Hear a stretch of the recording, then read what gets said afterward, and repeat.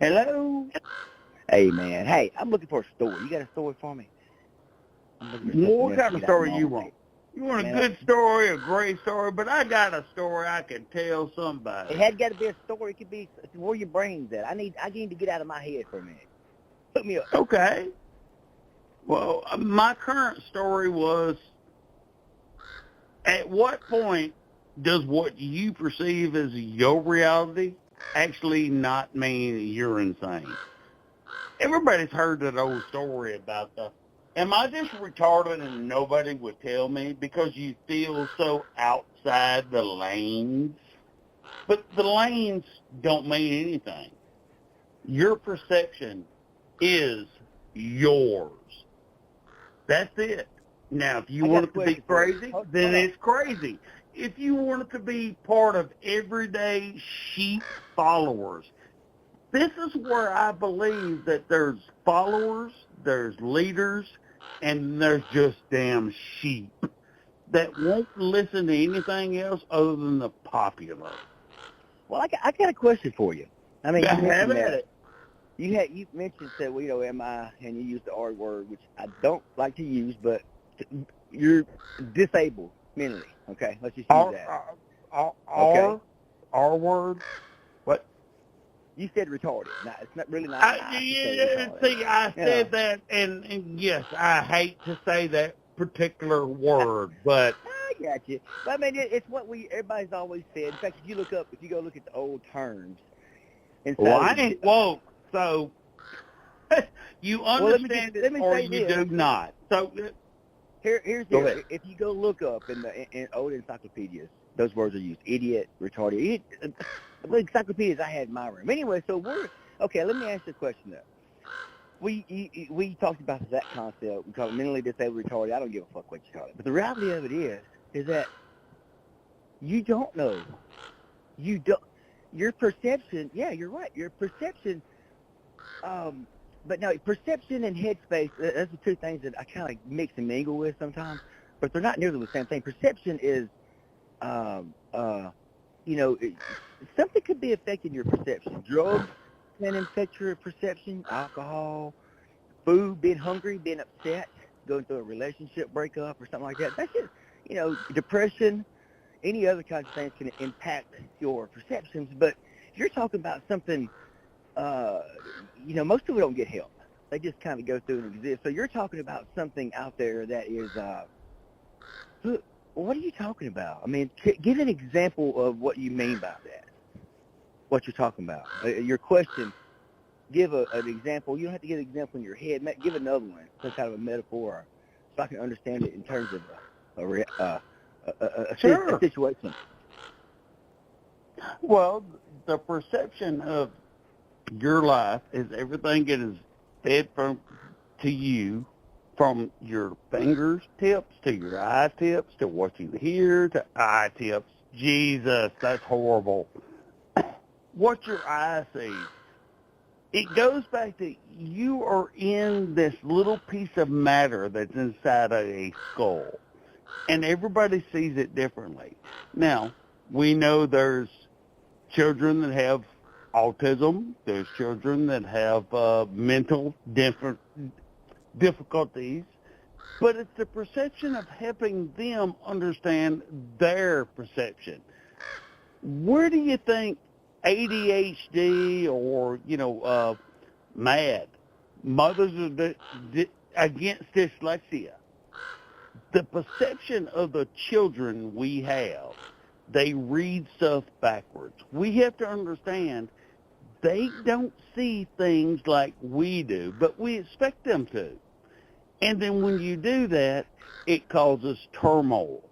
The more turmoil, it's more like, well, then somebody's doing something wrong. Well, but how about just open your brain for just a moment and realize what the way you see life is not necessarily the way life actually is. I guess that's where I'm trying to go, is reality is in the eye of the beholder. Oh, wait, there's a popular book about that. But nobody reads. Nobody listens. But I tell you what, It is your perception of what you see that makes you the way you are. Our upbringing involved me with farms, milk cows, and all kinds of things. So I have a totally different perception of life versus a New Yorker going, oh, somebody just put something in my butt, and yeah. No, that's horrible. I apologize for that. Go ahead, Brad. Handle this. All right, well, yeah, I mean, people that are different. Of course, that's another thing is that, there's so many people in this world, and there's so many different ways of perceiving things. So it's infinite. There's no way, because I'm one of those people that go nature versus nurture. I believe there's some natural things that impact who you are, how your brain works, how it's wired, but also things that it's impacted by your environment.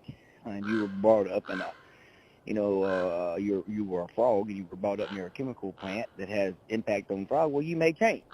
You may be some weird shit. Your kids may. Who knows? So your environment can impact you, and it can make things worse or it can make things better. And you can help people, go to the next level and open up their headspace to be able to go to the next level. Because if you can't perceive it, here's the deal. Here's the word that I'll throw in with this whole conversation. To me, where my brain goes, it goes to awareness. And awareness is what you're aware of. Your headspace. How big is your headspace? How big is your awareness? Most people, to me, walk around their level of awareness is really small because it's right there by them. They're always in their head. And I'm more of an outdoorsy type person. I don't really stay in the house, so my stuff seems to be outside more. As a general rule, because, and it may be bigger because I'm more interested in things and I'm studying about things and I look for an environment for examples of things I read about. So I'm one of those type of people that I got to be here and now. In fact, that's what I've been taught for the past several years is be here, be now. Now, sometimes I can't handle that shit and I'll get drunk. I don't want to deal with this shit. I don't want to think about it. I don't want to deal with it. I'm just going to put it. And I think that's what happens with people. I think people weave in and out of a good sometimes because of the fact that they're just, you get tired. Now that's when you die. When you make yourself vulnerable, you start doing things that are risky. You make yourself vulnerable, and you don't want to do that. But now you could. We had a conversation earlier about rock stars and shit like that. They're the type of people that come along and they're not wanting to live over 27 years if they have that particular mentality, that weird, that perception of the world. They would come along. They don't want to worry about nothing but playing music or doing whatever, playing baseball or whatever the fuck they're doing. And they just concentrate on that and they do it till they die. They're like that arrow shooting across the sky with fire on it real quick and brief and all of a sudden it's gone. But then there's other people like me. I don't want to burn out young, man. I want to just kind of fade away like a fire. So I'm gonna use my wood as slow as I can, knowing sometimes I get a little crazy and I burn. I'm going to give you one comment. Chester Huntsman. I loved that man, and see, that is the spirit of reality and society. Tell me about him. What are you talking about? He's a good friend. He's a guy that was he's always kind of reminded me. I've heard about him a long time ago. My mother dated one of his uncles and got offered a job with their family, but she didn't want it. He was such an entertainer. He wanted to make everybody's life happier. That's what I was trying to get with him. Well, no. This is. I can tell my own stories because I know him. Okay. So anyway, I met him young.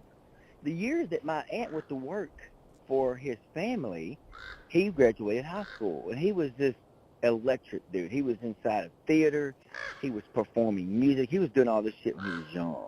And now, this is 40-something years later, more than that, because he's actually about 60, and this is when he was 18. So, all those years later. But he's played all over the place. He's got kind of a New Orleans type sound. He plays with the Jerry McCloy and the Hammers. They play with him a whole lot. We spent a lot of time with Chester over the years. He finally got to the point to where, when he was young, he helped open up Johnny's Pizza, okay? Playing music, just dancing, entertaining, just having a good time, doing stuff like that. but loving food and cooking and stuff like that. And he did all this stuff for other people all those years.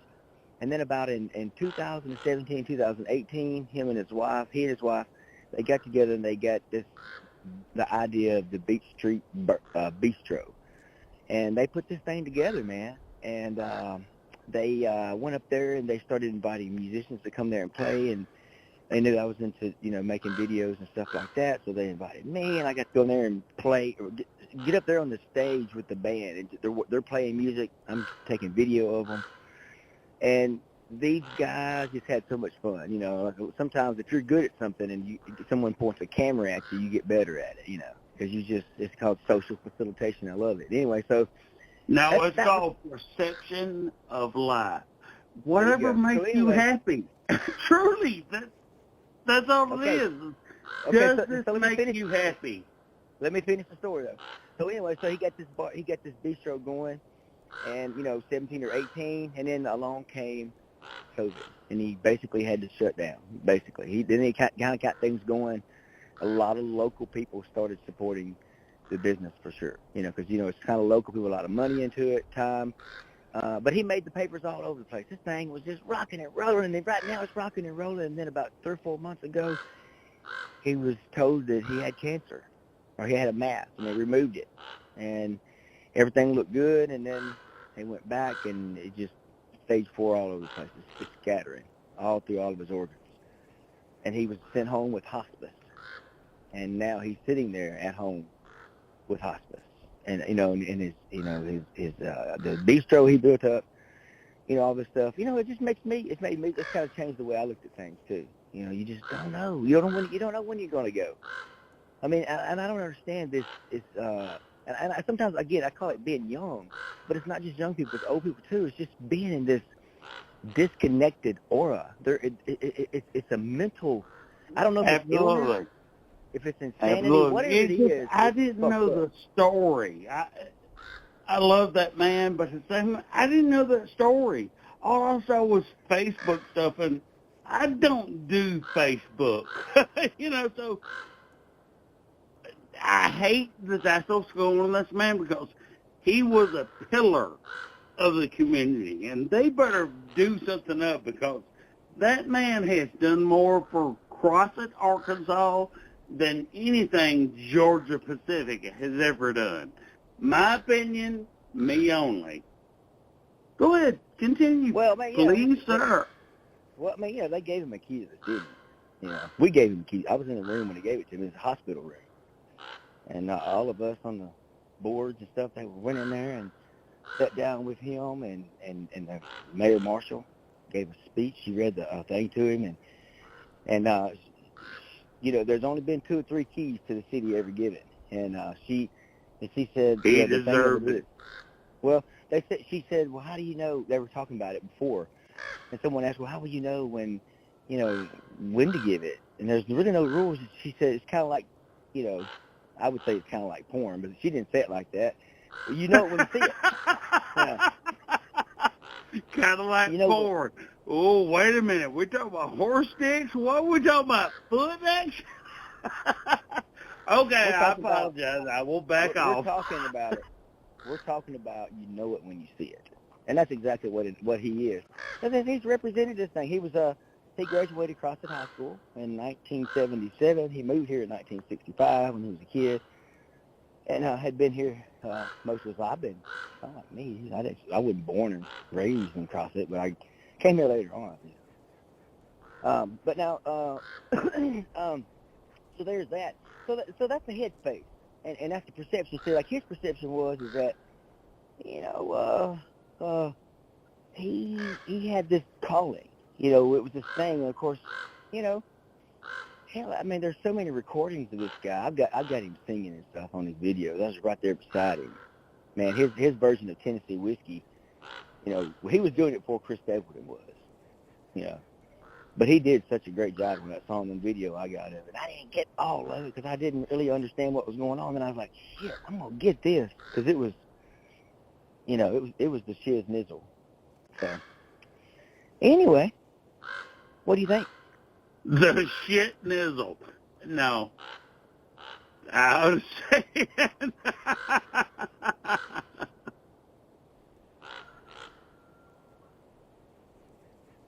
Well, I mean, I just, all I was saying is I did not see the Facebook post for that man. I've known him forever, but I don't do Facebook because let's go back to headspace and perceptions. I do not use Facebook. I mean, you definitely are not required to, for sure. I'm not in. I don't put my drama on Facebook. I'm not like that, but I definitely fucking use it. Every day as a marketing tool. I use it for all types of reasons, for sure.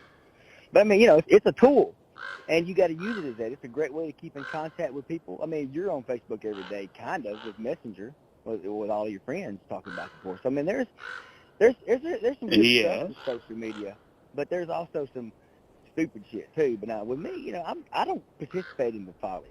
I go there to make money and to spend time with my friends and stuff like that. I'm not all. And we gonna make some money. So go ahead. Hey, brother. But that's my thing, is that everyday BS. I am so sick of the social BS. Twitter X, pick your name. Do not come into my life with it. My perception of life is I've got 80 acres. I'm washing my deer. I'm, petting my dog. I'm doing these things. I ain't worried about Donald Trump and him saying he had the best fucking porn shot or mug shot, whatever the fuck he wants to call it. That's the shit that pisses me off. Is you ain't got shit going, brother. Now, I do enjoy, and you made this comment, so I'm going to repeat it. I love Kimmel, Colbert, Mather. All of them are back on. I so love their interactions. DeSantis was probably one of my favorite things with Bill Maher with this last week. Well, tell me about it. I didn't see it. I haven't seen it. Well, it was just Bill Maher, and his first guest was DeSantis from Florida. They had some awesome conversation, and then there was a little bit of on the next one, but then the next episode, now that the writer's strike is over, it was a great episode. You had two couples on the first thing for the monologue, and then you had the... Have you not watched Bill Maher? Why am I describing Bill Maher? Go watch Bill Maher. I didn't ask you to describe Maher. I want to know what the conversation between him and Dipshit was like. It was great. I wanted you to watch it so you could judge for yourself. Oh, I got you. DeSantis came in and, hey, he pushed back, but Bill pushed back as well. And they ended up as, okay, there's a little bit of even exchange there. I just wanted you to watch the episode. Oh, yeah, I can watch it. Make your own opinion because, again, wait. Your perception is your perception. See, here's me lately, though, and be honest with you. I mean, I'm on social media, but there's no politics there. And, and on YouTube, I'm not doing politics. I don't watch that stuff very much. I haven't watched Maher or any of the stuff since I came back. I watched Kimmel a little bit, like one or two. I like that first couple minutes. But now I haven't been watching all that. I've been in a different kind of headspace. I had to lay low this week, get out of the vehicle some, and I'm doing work on some videos and just working on some stuff that I needed to be working on.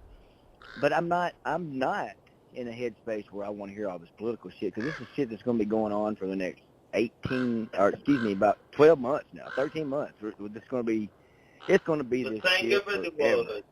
was not all political, because truly, I was so glad it was not. But it was still more current events that I was impressed about. Did you know Israel has been being attacked? See, I just haven't seen the current events. But now, but you I see, love their monologue. I know what's going on in the news. I'm just not sitting there watching, because you can get political with it real quick, because I know what's going on, and I also know what's going on in the background. You get people blaming people. I mean, I know Trump saying that Biden was dumb, and I know that Biden's people were saying that Trump was dumb, you know. So I understand all that, you know. So I try to keep it with the big picture. But I'm like you were just got through railing about it. You know, you're not going to be putting up with that shit, and, you know, and I don't want to. I don't. Now, Bill Maher's always been funny to me. I've listened to Bill Maher for a long time. A long time. I'm talking about forever and ever. I listen to stand-up longer than I have him on TV, but I've listened to real time for sure. I didn't really listen to politically incorrect, whatever. I didn't watch CBS. You know, I don't watch any kind of TV. If it wasn't HBO or a podcast, I don't fucking deal with it. That was back then, whenever that thing came out. But now it's just all podcasts, and luckily Bill's stuff does come to a podcast. But again, I just hadn't had time to look at it lately. But I do like Bill Maher. I like the way he does things. Now, John Oliver, I don't really like him. You know, I don't like his voice. I'm not too big. I can't understand British people talking, so it gets kind of fucking irritating to me real quick. So I don't really listen to him a whole lot. Well, John, that truly, I have the same issue because I'm from the South, and I have to work to actually hear what he's saying. But I can appreciate his point of view. That's why I like listening to John Oliver. Is he makes me laugh. I mean, he has that weird British humor. Unless you like Monty Python, you ain't gonna like John Oliver. But at the same time, I have to go, you're just a little to the left of the left that I'm willing to be, but I will listen to you, which goes back to you gotta listen to everybody to actually figure out an understanding. Yeah, John Oliver's very popular. I mean, they show pictures of him all the time. He was very attractive when he was young, and he's, you know, a lot of people, like I said, I can't get past the British accent. Like, even when I go to a podcast now, and it's somebody there's some of them that I want to hear what they have to say, but the accent is too thick. I can't hear it. I can't understand what they're saying. Enunciation's just, I can't hear. And I get frustrated. I'm like, fuck this. I'm not listening to it. So anyway. That's why I'm asking you to please go listen. Actually try and listen. I know, because I do understand it's hard to do that. See, I wasn't a Monty Python. I don't even watch Saturday Night fucking Live other than opening monologues. I'm not much of a skit kind of a guy. You know, I just, you know, some of it can be funny, you know, but it's just not me. Okay. I apologize. I now truly understand what you're trying to say. My bad. You've heard the monologues and you just decided, I can't really listen to this. That's okay. Absolutely. Truly, it is. Well, yeah, I mean, there's a lot, that's like you were saying earlier, there's a lot of things that I like, you don't like, but I don't like John Oliver. I mean, like I said, you know, I don't really talk about it a lot. You know, like I said, sometimes I'll it's not that I don't like him, I'm just mark him off the list. I don't typically listen to him. But now, you know, I'm not saying that I won't ever, or that I haven't never. But now, see, there's so many other things out there. See, there's so many things that I won't listen to. I'm very careful about who I let in my fucking ear. You know, specifically of something. Tell me about your true crime things, because apparently I'm missing out on the true crime thing. I mean, I'm okay with it because that's your interest. So tell me a little more about it. Well, here's what I listen to most of, okay? True crime, yes. I listen to a lot of that. It's very, to me, it's very relaxing. So, anyway, so I like trying to figure out mysteries. You know, but I don't want to. And that's okay. I'm more of a technical guy. I could send you quantum computing and you go, what the hell does that mean? Well, I know about that stuff too. But now, I know you do. But now, what I really like, you relax. What I really like, and what there you pull up my phone right now and you scan through YouTube, the suggestions it's going to give you is stuff about ancient human beings. Neanderthals, history. Anytime there's any kind of new genetic work going on that ties different groups together, anything about archaeology, anything about genetics of human beings, anything about the evolution of animals on this planet. That's just where my head's at most of the time. Be honest with you. And that's what I listen to.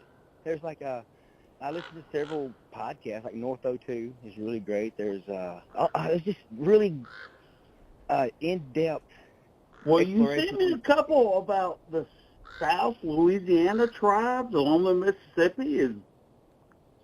Well, I mean, that's recent stuff because it's around locally. But Okay, man, a lot of stuff well, see, again, I don't necessarily follow it, but tell me about it. Well, that's exactly what I follow, though. So, yeah, specifically anything ancient American I really like. And when I say ancient America, I mean North and South, and I mean 30,000 plus years ago. I mean, we're finding out more and more now about that.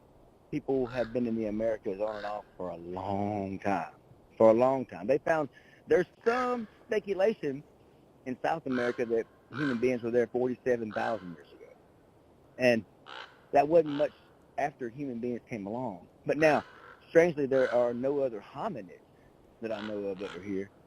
But here's something else, though, in North America, probably a really, really long time ago, 7 million, 10 million years ago, there were monkey-type things.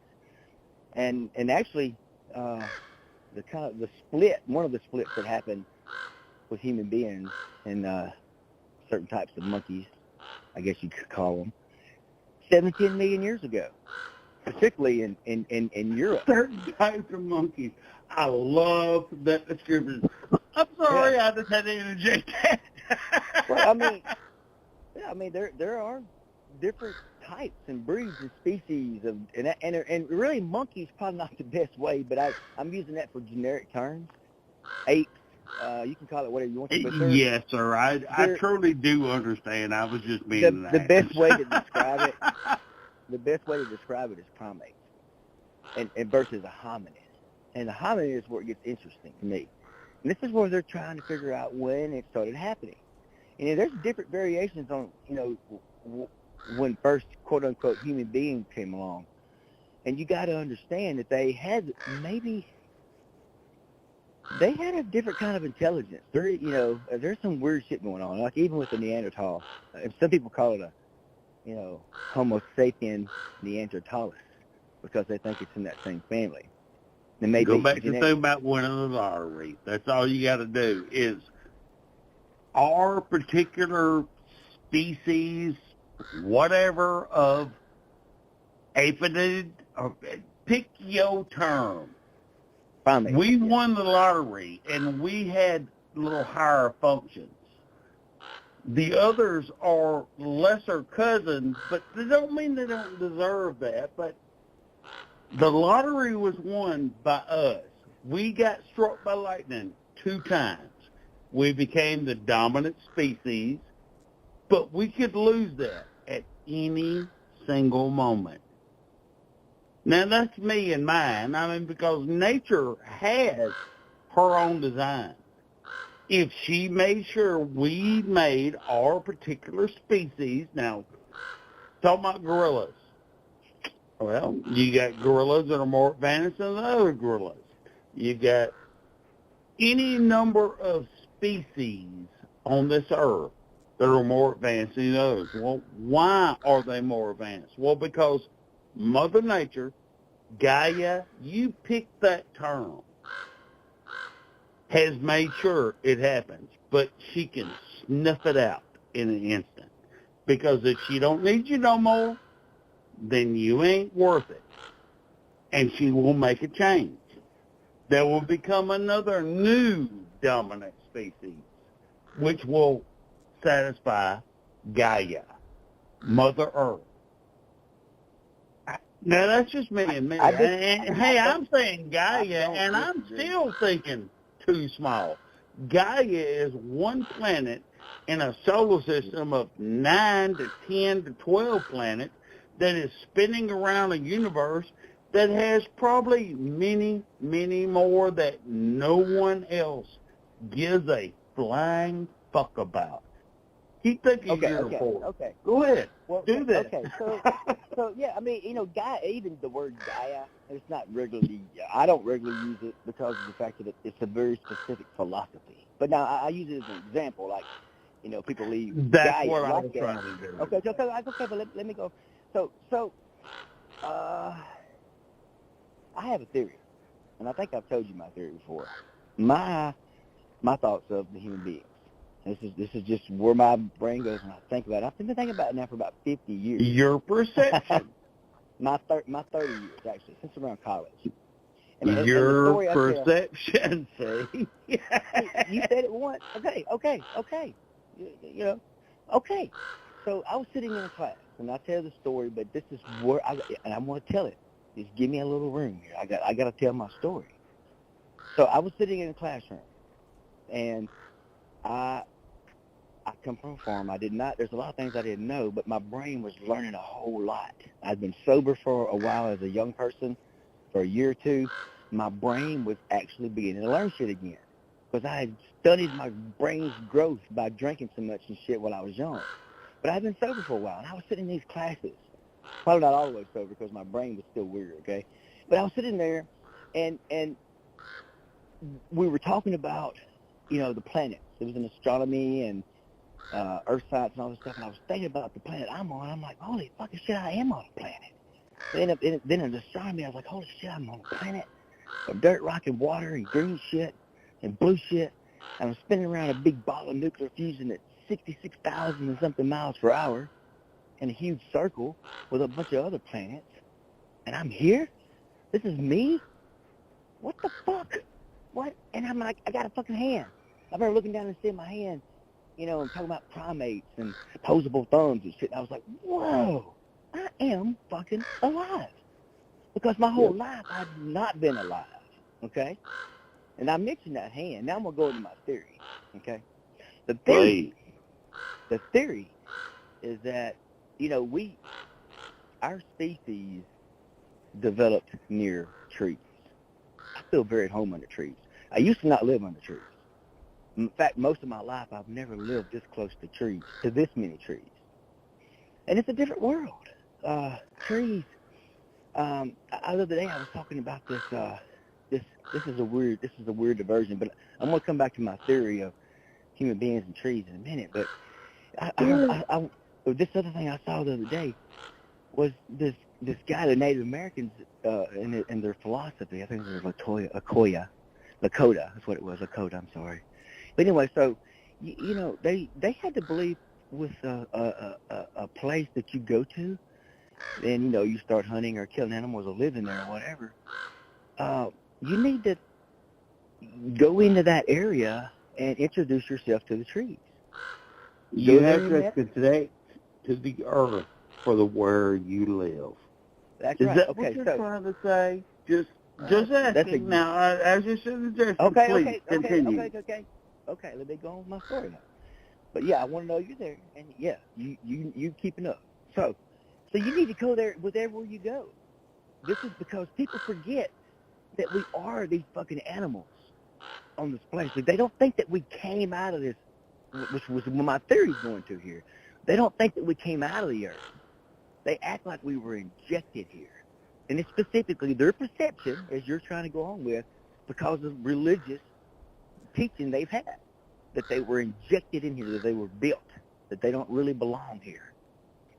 But what I'm saying is, and what science is saying, and what most Christians now are saying, there's still the people that 36% that don't believe it, that we came out of the earth.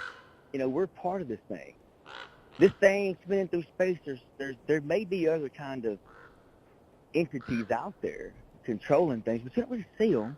And there may be some things that happen. It's just like you said, random things. Every fucking thing's random. There's nothing that you can experience that's not random unless you believe in determinism, and then you say it's all planned.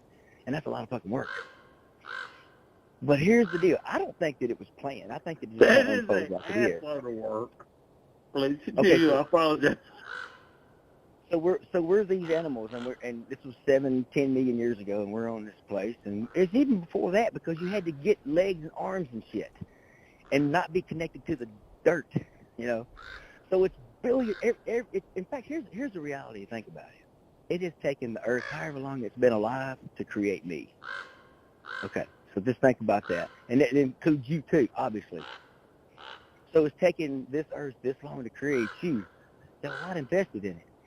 But these things that were there back then, 17 million years ago, they were there, and this is kind of where the split off kind of came with human beings.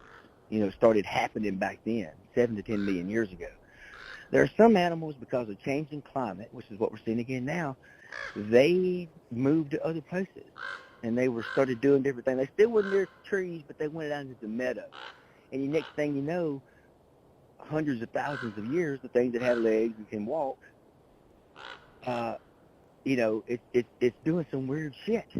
It's moving from one little area, and it's standing up above the grass, and it can see out there, and it can hunt. It's a lot more advantageous, and it makes the brain grow. But it makes the brain grow, but the belly's got to change, because all that stuff has got to change for you to get enough energy and the types of foods you eat to make the brain grow. So there's all kinds of splits and shit going on there. There's all kinds of things happening in the background that people don't think about. So you just think about this. You put an animal in a certain environment. Now let's just say some kind of a generic animal, some like, a mammal. And you sit it here in the trees, under these trees right here for 3 million years. And it's going to change. That animal, whatever is there, it's going to change to adapt to this. There'll be some weird ones born, and the other ones will walk through, and it'll have it. It's a little bit different species. It's a landrace from another area, and it mixes with this, and those are really good, and they survive, and then those survive, and those survive, and it goes on forever. And you find yourself living under these trees like I'm doing now, and I work for these trees. They own me. Yes, sir. I pick up sticks. I help trim them if I see something broke on it. A lot of times I just let it be, though, because, there's a process it has to go through.